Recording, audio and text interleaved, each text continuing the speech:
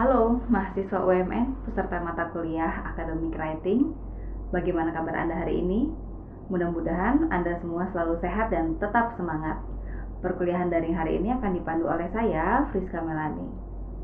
Ini adalah pertemuan ke-8 atau pertemuan pertama sesudah ujian tengah semester. Pembahasan kali ini adalah mengenai penulisan bagian awal karya ilmiah atau dikenal juga dengan istilah bagian pelengkap pendahuluan. Coba sekarang saya tanya, apakah Anda tahu yang dimaksud dengan bagian awal karya ilmiah itu yang mana saja ya? Apa bisa sebutkan?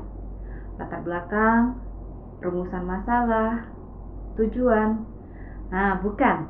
Itu semua sudah masuk ke bagian isi dari karya ilmiah. Nah, sekarang coba ketika Anda membuka sebuah skripsi misalnya, atau sebuah karya ilmiah yang ditulis secara lengkap, lembaran-lembaran awal yang ada pada skripsi tersebut berisi apa saja? Bisa tolong sebutkan? Ya, tepat sekali. Kalau Anda menjawab ada bagian cover atau halaman judul, ada halaman pengesahan, abstrak, ada juga kata pengantar dan daftar isi. Nah, inilah yang dimaksud dengan bagian awal karya ilmiah.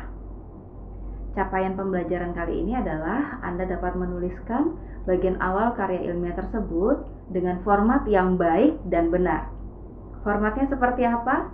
Tentunya format yang dipakai oleh Fakultas Ilmu Komunikasi Universitas Multimedia Nusantara. Baiklah, kita mulai saja mengupas satu persatu bagian awal karya ilmiah.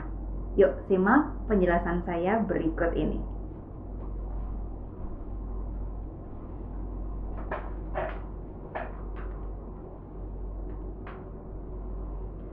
Baiklah, kita akan segera memulai perkuliahan ke-8 untuk minggu ini. Saat membuat tulisan ilmiah, kita perlu memerhatikan dan menerapkan kaidah-kaidah penulisan yang telah ditetapkan.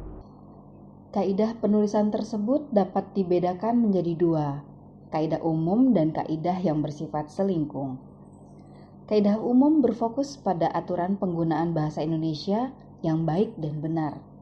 Sementara kaidah selingkung adalah aturan-aturan penulisan yang sifatnya berlaku dalam lingkungan tertentu, khususnya hal-hal yang bersifat teknis. Sekarang kita lihat panduan umum tata cara penulisan skripsi Vkom UMN. Anda bisa lihat beberapa aturan mengenai penulisan skripsi di Fakultas Ilmu Komunikasi UMN, mulai dari ukuran kertas, margin atau batas atas, bawah, kiri dan kanan, ukuran dan jenis huruf, serta ukuran spasi. Nah, silakan Anda membiasakan diri untuk menerapkan aturan panduan penulisan ini setiap kali Anda membuat tulisan untuk keperluan tugas semua mata kuliah. Jadi, tidak hanya untuk kepentingan di kelas academic writing saja. Lalu bagaimana dengan penggunaan bahasa dalam penulisan karya ilmiah? Bagaimana dengan penggunaan bahasa? Bahasa yang digunakan dalam penulisan karya ilmiah adalah bahasa Indonesia yang baku, yaitu bahasa Indonesia yang baik dan benar, dengan memperhatikan unsur-unsur kelengkapan sebuah kalimat secara jelas, mulai dari subjek, predikat, objek, dan keterangan. Ingat, hindari penulisan pemakaian orang pertama, misalnya penggunaan kata saya, aku, kami, dan kita. Hindari juga pemakaian orang kedua. Contohnya apa? Yaitu pemakaian kata kamu, Anda, dan engkau. Lalu, kata apa yang harus Anda pakai? Nah, silakan Anda gunakan pemakaian orang ketiga, yaitu silakan gunakan kata penulis, peneliti, pelapor, ataupun pengumpul data. Dalam penulisan karya ilmiah, mahasiswa juga harus menggunakan istilah-istilah baku yang ada dalam Kamus Besar Bahasa Indonesia, serta Pedoman Umum Ejaan Bahasa Indonesia dan Pedoman Umum Pembentukan Istilah.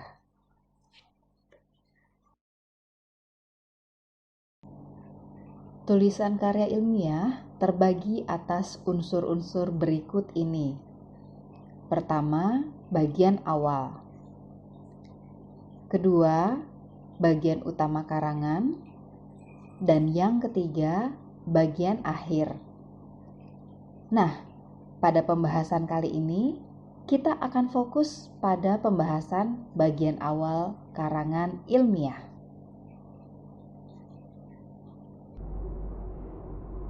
Bagian awal karangan ilmiah disebut juga sebagai halaman-halaman pendahuluan. Halaman ini tidak menyangkut isi karangan, berfungsi sebagai bahan informasi bagi pembaca.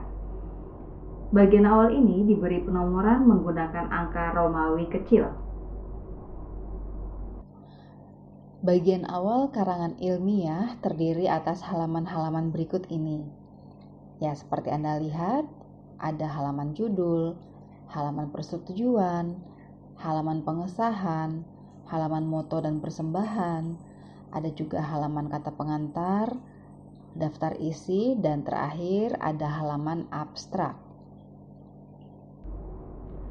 Sekarang kita akan membahas halaman I yang pertama, yaitu halaman judul. Halaman I yang pertama adalah halaman judul. Halaman judul terdiri atas sampul luar dan sampul dalam. Halaman sampul luar dijilid dengan sampul tebal. Halaman sampul dalam dicetak pada kertas putih sama dengan naskah. Nah, ini sudah terhitung sebagai halaman I yang pertama. Tetapi dia tidak perlu dicantumkan penomorannya. Halaman judul memuat hal-hal berikut ini. Ada judul karangan dan juga subjudul, lalu bentuk karangan, ada juga logo, tujuan penyusunan, nama penyusun dan identitas, diikuti dengan nama lembaga pendidikan tinggi, nama kota tempat perguruan tinggi berada, dan diakhiri dengan tahun penyusunan. Ya, ini adalah contoh halaman sampul. Anda bisa perhatikan mulai dari bagian paling atas itu adalah judul. Judul ini ditulis menggunakan piramida terbalik. Silakan Anda perhatikan bahwa judul ini ditulis menggunakan huruf kapital dengan ukuran hurufnya adalah 18. Di bawahnya diikuti dengan penulisan bentuk karangan. Silakan Anda tuliskan kata skripsi di sana dengan ukuran hurufnya masih 18. Selanjutnya di bawahnya Anda bisa lihat itu adalah logo UMN.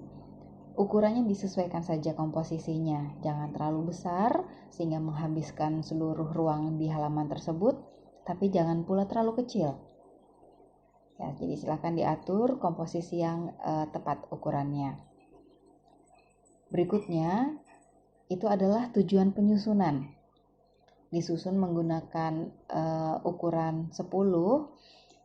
Perhatikan kalimat yang tertulis di sana adalah diajukan guna memenuhi persyaratan memperoleh gelar sarjana ilmu komunikasi dalam kurung SIKOM. Berikutnya adalah informasi mengenai nama penyusun. Nah, nama ini ditulis lengkap ya, tanpa singkatan, diikuti dengan identitas nomor mahasiswa. Ukurannya adalah 12. Ingat, hanya huruf pertama yang kapital. Ya, tidak seluruhnya ditulis menggunakan huruf kapital. Terakhir itu adalah data lembaga. Ya, mulai dari program studi, lalu fakultas, dan yang terakhir adalah universitas. Diikuti dengan kota dan tahun penyusunan. Ini semua ditulis menggunakan ukuran huruf 16. Hal-hal yang harus dihindarkan dalam halaman judul antara lain: 1. Hiasan gambar yang tidak relevan. Yang kedua, variasi penggunaan jenis huruf. 3. Kata ditulis oleh, disusun oleh, Yang keempat, kata NIM atau NPM. Dan yang kelima, hiasan, tanda-tanda ataupun garis yang tidak berfungsi. Selanjutnya kita akan melihat bagaimana isi halaman I yang kedua, yaitu halaman persetujuan. Halaman I yang kedua adalah halaman persetujuan. Halaman persetujuan berisi pernyataan dari pembimbing bahwa karangan sudah disetujui dan layak diujikan. Di bagian tengah atas halaman dicantumkan judul utama, ini ditulis menggunakan huruf kapital. Kemudian di bawahnya dicantumkan nama pembimbing, pimpinan jurusan atau fakultas, dan tanda tangan mereka masing-masing. Baik, ini adalah contoh halaman persetujuan. Silakan Anda perhatikan format penulisannya seperti apa. Baiklah, sekarang mari kita perhatikan penulisan halaman pengesahan atau halaman I yang ketiga. Halaman I yang ketiga adalah halaman pengesahan. Halaman pengesahan berisi pernyataan mengenai waktu, tempat, dan nama orang-orang yang mengesahkan skripsi tersebut. Di bagian tengah atas halaman dicantumkan judul utama yang ditulis menggunakan huruf kapital. Lalu, di bawahnya dicantumkan nama penguji, pimpinan jurusan atau fakultas, dan tanda tangan mereka masing-masing.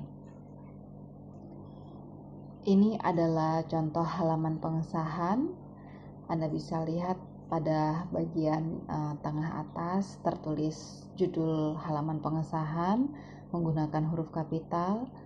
Lalu di bawahnya Anda bisa perhatikan kalimat yang tertulis seperti apa saja di dalamnya. Ya, nah nanti ini dilengkapi dengan tanda tangan ketua sidang, penguji, dan juga dosen pembimbing. Berikutnya, kita sampai pada halaman I yang keempat, yaitu halaman moto dan persembahan.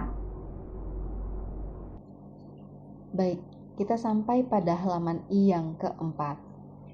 Halaman ini adalah moto dan persembahan. Berisi kalimat pendek, dapat berupa moto atau semboyan yang mengetengahkan pandangan hidup penulis. Dapat pula berupa persembahan kepada siapa tulisan tersebut dibuat. Seperti apa bentuknya? Mari kita lihat contohnya berikut ini. Ya, ini adalah contoh halaman persembahan. Tertulis di sana untuk mama, papa, dan adik-adikku. Sekali lagi, ini adalah contoh halaman moto dan persembahan. Anda boleh tujukan untuk siapa saja yang Anda mau, yang Anda inginkan. Ya. Nah, selanjutnya kita sampai pada penulisan kata pengantar. Apa saja isi kata pengantar?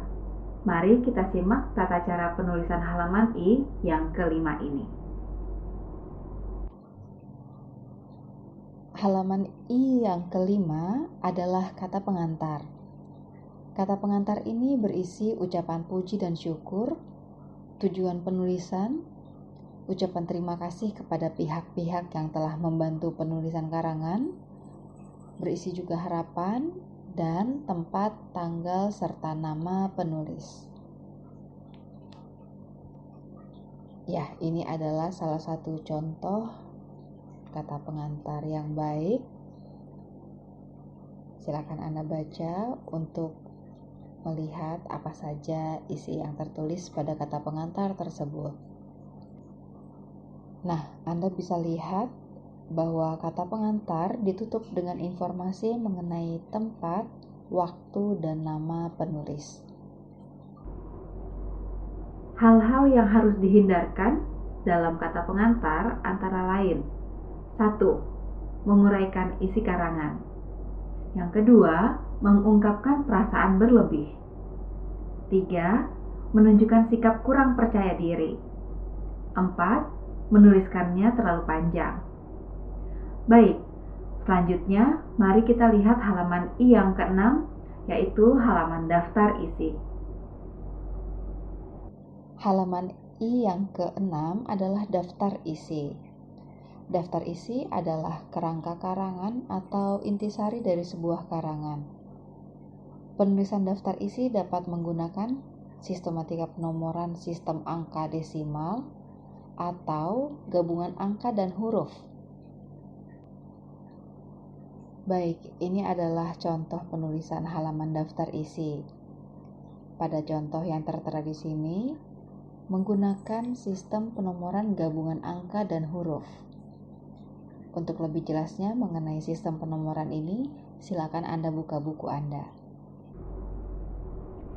Sampailah kita pada halaman I yang ke-7 atau halaman I yang terakhir, yaitu halaman abstrak. Baiklah, kita sampai pada halaman I yang terakhir. Halaman I yang ke-7 berisi abstrak. Abstrak berupa tulisan singkat yang berisi intisari dari keseluruhan isi proposal skripsi. Abstrak memuat latar belakang, tujuan, cara kerja, hasil, dan simpulan. Nah, abstrak ini berupa ikhtisar atau sinopsis, atau juga kependekan dan pernyataan padat, serta ide-ide penting yang berasal dari tulisan panjang dari suatu laporan, tanpa menambah penafsiran ataupun kritik di dalamnya. Halaman abstrak diakhiri dengan sebuah penulisan kata kunci. Seperti apa contohnya?